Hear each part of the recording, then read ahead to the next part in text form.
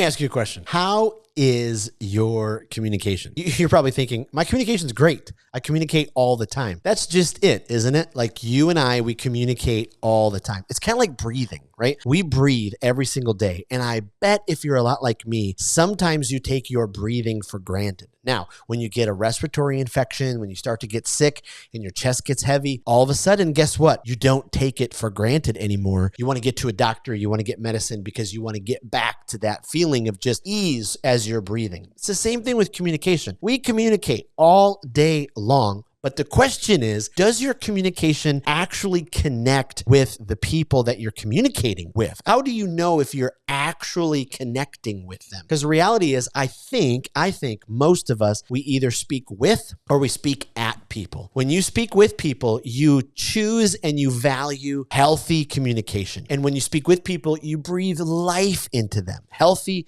communication is oxygen for your relationships and your leadership. But when you speak at people, you're valuing unhealthy, toxic communication and you're sucking the life out of them. So when you speak at people, you may not even be realizing it because you may be using words that tend to look down at people. And when you do that, it's like you start to create this barrier in front of people. And so maybe you're using words that manipulate. And all of a sudden, now you're putting up this barrier and you don't even realize it. Maybe you're not listening to the other person and you're just trying to speak. And now you're putting up more and more of a barrier. Maybe instead of letting them tell about their story, you're just barreling on through and you're not even listening to them. And here's the reality. You can't communicate anymore because they're not listening. You're not connecting with them. And so when you speak with people, you get rid of this barrier. You get rid of the wall that you're putting up in front of people.